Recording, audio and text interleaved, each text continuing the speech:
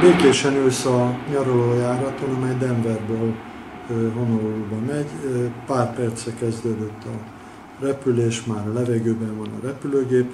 Egyszer csak egy nagy csattanás, kinézel az ablakon, és azt látod, hogy a jobboldali hajtómű burkolat darabjai elkezdenek lehullani. A kapitány rögtön szól, hogy kényszerleszállás lesz, és utána azt látod, hogy a hajtómű hát folyamatosan ég. Hát szerencsére nincs a fedélzeten pánik, visszafordul a repülőgép. Azért nehéz a helyzet, mert nincs arra lehetőség, hogy a személyzet eloltsa a tüzet, mert nagy valószínűséggel a burkolattal együtt a tűzoltókészülék is levált és leesett, és ennek következtében minél gyorsabban le kell szállni. A gép Honoluluba megy Denverből, ami hát a testvérek között is ilyen 6000 kilométeres út, tehát 7-8 órára tankolt, tehát tele van rengeteg kerozinnal, tehát nem egyszerű a leszállás. Ennek ellenére a kapitány simán letette a gépet, ezt most lehet látni belülről is, hogy az utasoknak most volt oka megtapsolni. A repülőtér tűzoltóinál az a szabály, volt alkalma egyébként így közelről beszélni tűzoltóparancsnokkal, hogy a riasztás után 2 perccel már az autónak a pálya mellett kell lennie.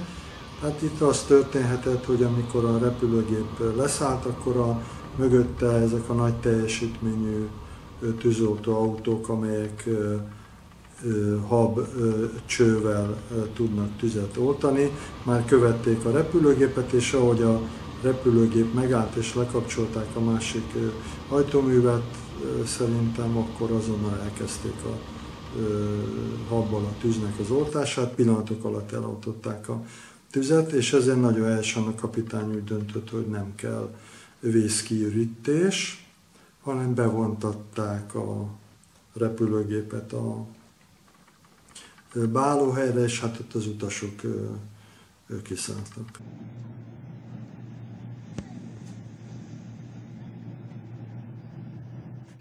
Denver egyik elővárosában vagyunk, békés vasárnap délután, és egyszer csak azt veszik észre az ott levők, amit egyébként mi már tudunk, hogy hullanak a repülőgép ajtóművéből a darabok, és hát először úgy tetszik a közönségnek, lehet is itt egyébként látni, de hát aztán utána, mint a bomba, úgy csap be valami, és nem kívánom senkinek se, hogy ezt közelről átélje, majd lehullik a legnagyobb darab is.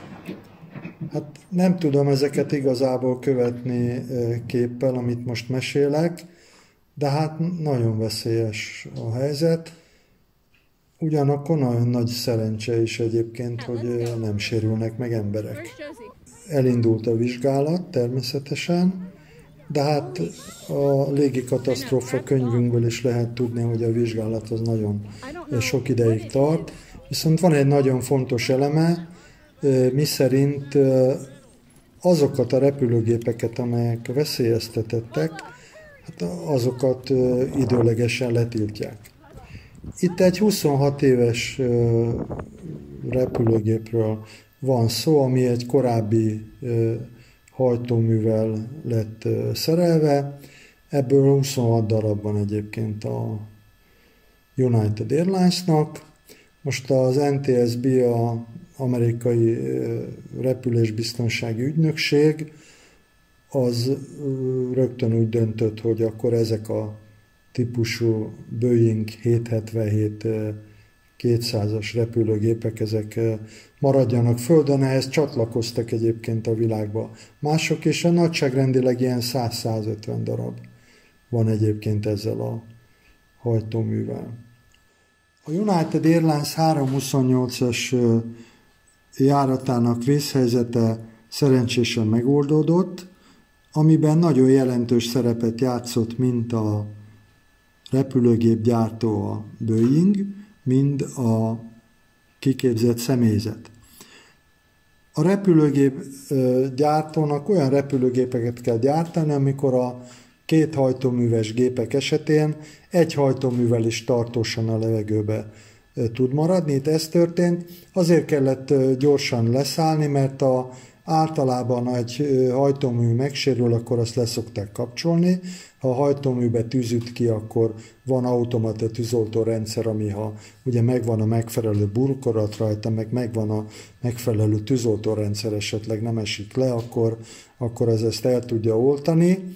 És hát azon kívül olyan futókat is építenek a repülőgépekbe, amik egy ilyen extrém terhelést is, hogy ugye a kerozin benne maradt a repülőgépbe, kibírnak.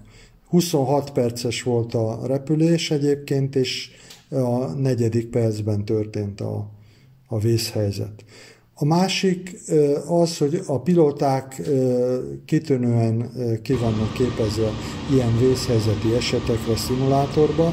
Ez azért nagyon fontos, mert másodpercek alatt kell dönteni, és itt is a pilóta nagyon helyesen döntött, hogy mi a megfelelő megoldás, és abban is nagyon helyesen döntött, hogy nem rendelte el a vészkiürítést, mert ugye bízott abban, hogy ismervén az eljárásokat, amit a repülőtéri tűzoltóságoknak követni kell, hogy a tűzoltók gyorsan el fogják oltani a leszállás után a hajtóműtüzet.